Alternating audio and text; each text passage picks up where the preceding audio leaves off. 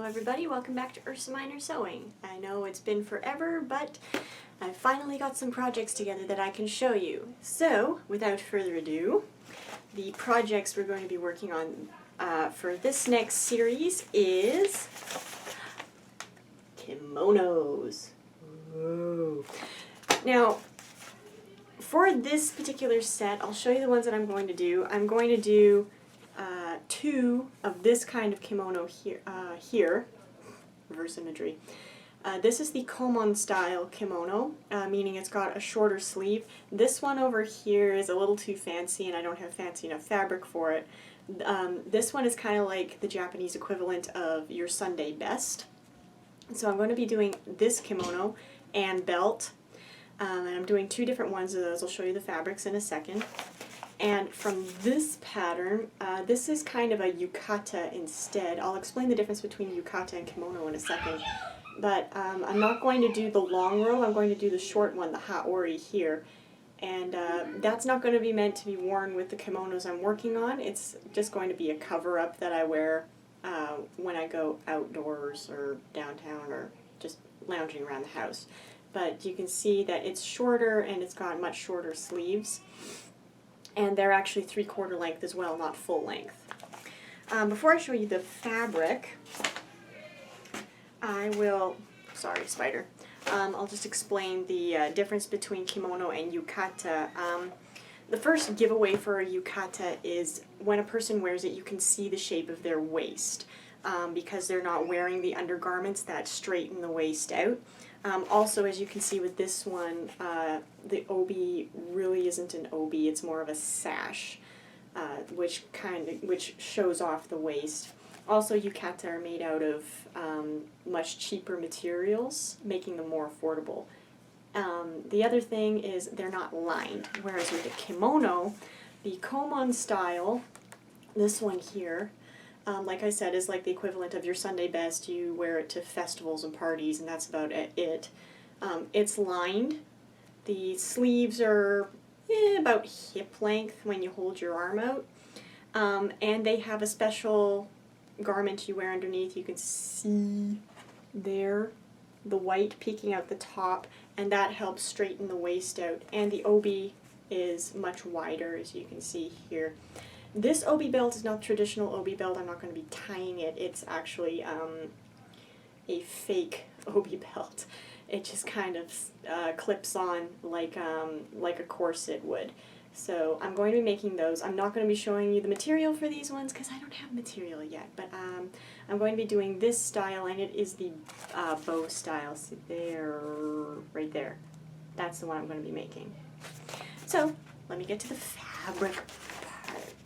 It's very pretty. You'll love it. Okay, now for the materials, I'm just going to be showing you the materials for the kimonos right now because I don't have the materials for the obis or for the underpinning. But the first kimono that I'm going to be making is going to be out of this. Look at that.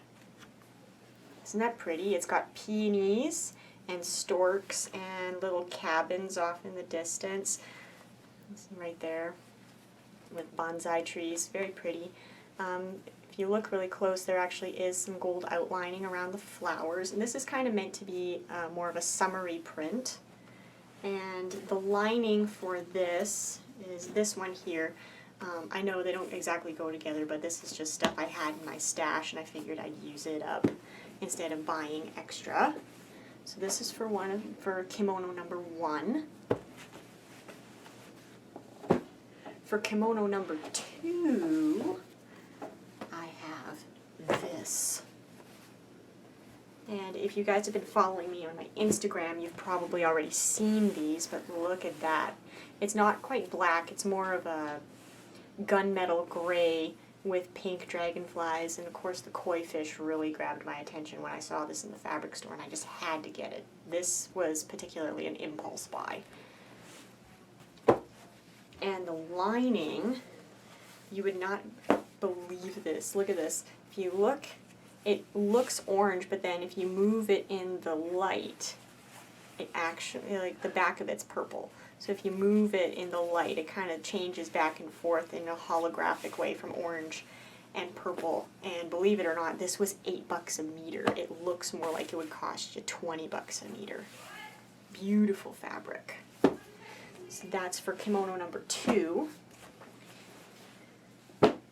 And then for my haori, for just sitting about and wearing with whatever, is this stuff.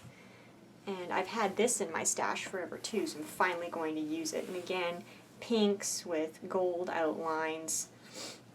And this wasn't an impulse buy, this was actually a gift from somebody. I'm finally going to use it. And then this, I've had in my stash forever, is just some pink satin that I'm going to use for the lining for this one. Very simple. And then the other thing that you will need just to make, just for the haori or kimono, is you're also going to need some medium weight interfacing to stiffen the collars. All of these fabrics that I've shown you, the printed fabrics, are quilting cottons. And I have prepped them by washing them in my washing machine with regular detergent, hot wash, cold rinse, and then a run through the dryer and an iron to get rid of the sizing, which is that kind of rubbery, plasticky feeling sticky stuff that you normally have on fabric when you first get it, and to pre-shrink it. Because this is mostly cotton, you want to pre-shrink it so that when you go and make your garment and wash it, it's not going to shrink on you. So everything has been pre-washed and pre-shrunk, and now it is ready for the cutting phase.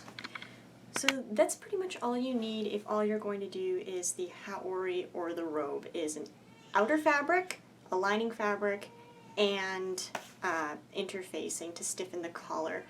I am going to be doing a small size of the haori, which requires 4.5 meters of fabric, and I'm going to be doing a size 8 of the kimono, which requires 5.5 meters of fabric and lining.